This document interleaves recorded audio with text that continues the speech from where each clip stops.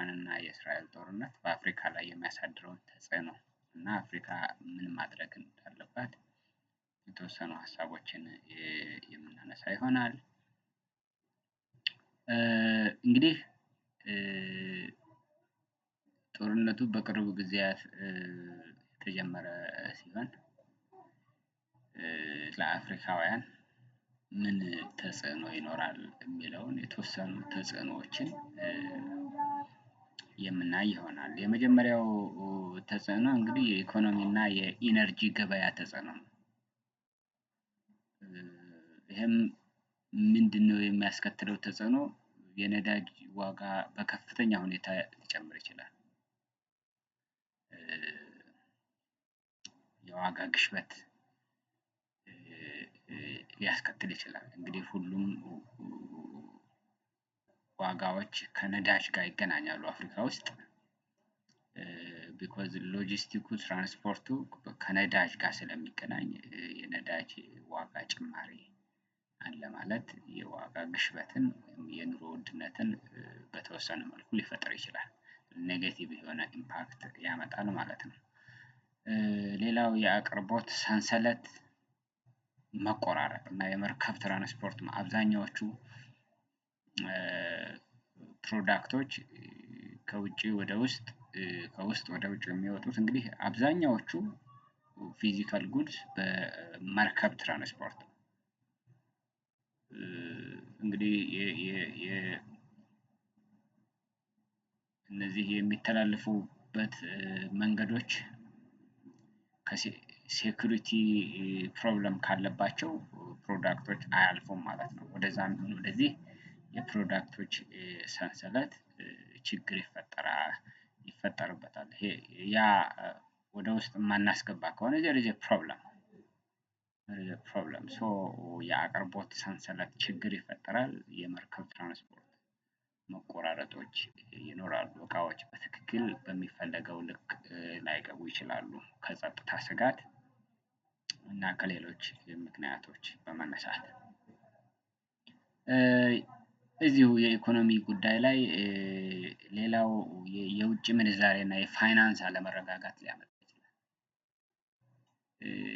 አብዛኛዎቹ አፍሪካ ሀገራት ፎሬን ከረንሲያቸው ከኤክስፖርት ነው የሚያገኙት። ኤክስፖርቱ በትክክል ራን ካልሆነ ውጭ ምንዛሬ እና የፋይናንስ አለመረጋጋት ችግር ሊፈጠር ይችላል። ለአጭርም ይሁን ለረጅም ጊዜ ሊሆን ይችላል ዲፔንድ ኦን ዘ ሌንግዝ እንደ ጦርነቱ ርዝማኔ ሊወሰን ይችላል። ሁለተኛው ተጽዕኖ የንግድና ገበያ ትስስር ነው። እንግዲህ ሀገራት ኢኮኖሚያቸው ዲፔንድ የሚሆነው በተለይ የአፍሪካ ሀገራት ወደ ውጭ በሚልኳቸው ፕሮዳክቶች የውጭ ምንዛሬ ማግኘት ውስን የሆኑ እዚህ የሚመረቱ ፕሮዳክቶችን ለመተካት እንዲሁም በሰፊው ለማስገባት የኢምፖርት ላይ ዲፔንድ ይሆናሉ። ስለዚህ የውጭና ወደ ውጭ የምንልከው ፕሮዳክት ላይ ችግር ይፈጥራል። ወደ ውስጥ የምናስገባውም ላይ በዚያው ልክ ችግር ሊፈጥር ይችላል። ስለዚህ ኢምፖርት እና ኤክስፖርት ኤክስፖዝድ የመሆን ተጋላጭ የመሆን ችግር ይፈጥራል።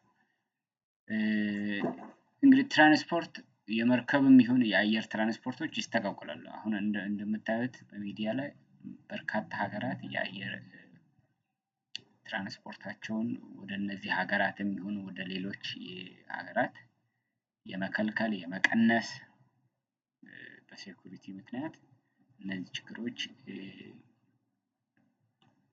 ይፈጠራሉ። ስለዚህ እንደ አንድ የኢኮኖሚክ ተጽዕኖ ይወሰዳል የሎጂስቲክ እና ትራንስፖርት ኢሹ። የምግብ ዋስትና እና የዋጋ ግሽበት እንደዚሁ ሊያጋጥማቸው ይችላል ተብሎ የሚታሰበው የምግብ ዋስትና ፕሮብለም ሊገጥም ይችላል in some African countries።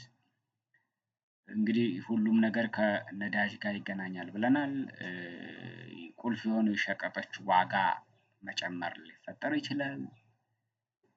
የምግብ ደህንነት መረቦች እና የማህበራዊ አገልግሎቶችን የገንዘብ ድጋፍ ለማድረግ የመንግስት አቅም ሊገደብ ይችላል። ፎሬን ኤክስቼንጁ ወይም ያ ነገር አፌክት ስለሚሆን ድጎማ ለማድረግ ትልቅ ችግር ሊፈጥር ይችላል። ስለዚህ የዋጋ ንረቱ ፕላስ የመንግስት የድጎማ ማነስ በዜጎች ላይ የምግብ ዋስትና ችግር ሊፈጥር ይችላል ተብሎ ይታሰባል። ፖለቲካዊ እና ዲፕሎማሲያዊ ተጽዕኖም እንደዚሁ ሊፈጠር ይችላል። ሀገሮች እንግዲህ አንዱን ሀገር ለመደገፍ የሆነ ሀገር እንዲደገፍ ይጠብቃል። ስለዚህ ጎራ የመፍጠር ነገር ይታያል። ስለዚህ የአፍሪካ ሀገሮች በእነዚህ 3 ሀገሮች ላይ ወደ ጎራ የመከፋፈል ተጽዕኖ የሚፈጠር ከሆነ አንተ ለምን ከኔ ጎራ አልሆንክም፣ ከሌ ለምን ከዚያ ጎራ ሆነ የሚል የፖለቲካዊ እና የዲፕሎማሲያዊ ተጽዕኖ ሊፈጥር ይችላል። እንግዲህ ጦርነቱ እንደየሀገራቱ የዲፕሎማሲያዊ ሁኔታ። አምስተኛው ተጽዕኖ ሊሆን የሚችለው ማህበራዊ እና ቀጥተኛ ያልሆኑ ተጽዕኖዎች የቱሪዝም እና የጉዞ መተማመን ችግር ሊፈጥር ይችላል። ቱሪዝም ከጸጥታ ጋር ቀጥተኛ የሆነ ግንኙነት ይኖረዋል። የጸጥታ ሁኔታው ያልተረጋጋ ከሆነ ቱሪዝም ኢንኩዌስችን ማርክ ነው የሚሆነው። ስለዚህ ቱሪዝም በከፍተኛ ሁኔታ ሊጎዳ ይችላል።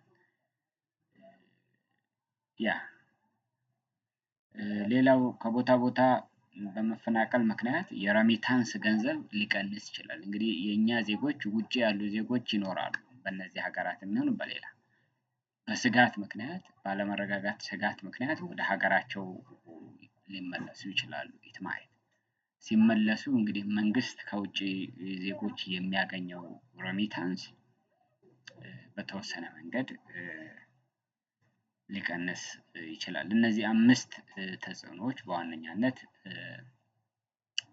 አፍሪካን ፌስ ሊያደርጉ ይችላል እንደየቆይታው ሁኔታ። ቆይታው ለአጭር ጊዜ ከሆነ የአጭር ጊዜ ተጽዕኖ ይሆናል። ለረጅም ጊዜ ከሆነ በዛው ልክ ስኬሉን ከፍና ዝቅ ሊያደርገው ይችላል። አፍሪካ የጦርነቱን ተጽዕኖ ለመቋቋም ምን መስራት አለባት የሚለው እንደ መፍትሄ ማየት ይቻላል። አንደኛው የምግብ ዋስትና ላይ ከውጭ የሚገቡ ምርቶችን በመተካት በምግብ ራስን የመቻል ሂደት ላይ ይሄ ነገር ባይ ዘ ዌይ ለረጅም ጊዜ ሊጠቅም ይችላል። አፍሪካን ራሷን በራሷ የምግብ ዋስትና ጋራንትድ እንድትሆን ብትሰራ that is a better way ከውጭ ጥገኝነት ኢን ሎንግ ተርም ሊያላቅቃት ስለሚችል። ሁለተኛው ታዳሽ ኃይልን መጠቀም። ነዳጅ እንግዲህ ብዙ አፍሪካ ሀገራት ነዳጅን ከውጭ ነው የሚያስገቡት አብዛኞቹ ከተወሰኑ ሀገራት በስተቀር። ለነዳጅ የሚወጣውን ወጪ ለመቀነስ የፀሐይ ብርሃን፣ የውሃ ኃይልን፣ የተለያዩ ሪኒውዌብል የሆኑ ኢነርጂ ሶርሶችን አፍሪካውያን ቢጠቀሙ ከተጽዕኖ በተወሰነ ሊላቀቁ ይችላሉ። ሶስተኛው እንደ መፍትሄ የሚወሰደው ምንድነው? የውስጥ ንግድ። አፍሪካ ራሷን ኢንተግሬትድ ማድረግ መቻል አለባት። ነፃ የንግድ ቀጣና መፍጠር በየሀገራቱ መካከል ያለውን ብሎክ በመቀነስ አፍሪካውያን እርስ በርሳቸው የንግድ ትስስር ፈጥረው ፕሮዳክቶችን ከአንዱ ወደ ሌላው ትራንስፈር ቢያደርጉ ኢን ሎንግ ተርም ከፍተኛ ጠቀሜታ ይኖረዋል። ገለልተኛ ዲፕሎማሲ ማድረግ። እንግዲህ ሀገራት ወገንተኛ የሚሆኑ ከሆነ at the end of the day there is the problem ሀገራት እኔን ካልደገፍከኝ አንተ ለምን እሱን ደገፍክ የሚል ሌሎች ነገሮች ሊፈጥሩ ይችላሉ። ለዚህ መፍትሄው ምንድነው? ከወገንተኝነት ነፃ በመሆን ሰላምን ቅድሚያ መስጠት፣ እንዲደራደሩ ሀሳብ መስጠት ሊያስፈልግ ይችላል። ከሌ ትክክል ነው ከሌ ትክክል አይደለም ካልን አሁን ወገንተኛነት የመፍጠር ሂደት ሊፈጥር ይችላል። ስለዚህ የአፍሪካ ሀገራት በተቻለ መጠን ከወገንተኝነት ነፃ ሆነው ሰላምን መስበክ ይጠበቅባቸዋል ከተጽዕኖ ለመዳን እና ጊዜው አጭር እንዲሆን። አምስተኛው የገንዘብ አያያዝ ጥንቃቄ ማድረግ። ድንገተኛ ዋጋ ንረትን ለመቋቋም ቁጠባና የሸቀጦች ክምችትን ማዘጋጀት ሊያስፈልግ ይችላል። ቁጠባ ላይ መስራት ሊያስፈልግ ይችላል። እነዚህና ሌሎች መፍትሄዎችን በማድረግ አፍሪካ ከተጽዕኖ ወይም ከችግር በተወሰነ መንገድ ሊቀንስላት ይችላል። ሶ ታንክ ዩ። በዛሬው ቪዲዮአችን እነዚህን ጉዳዮች አይተናል። ሌሎች መረጃዎች እንዲደርሷችሁ ቻናሉን ሰብስክራይብ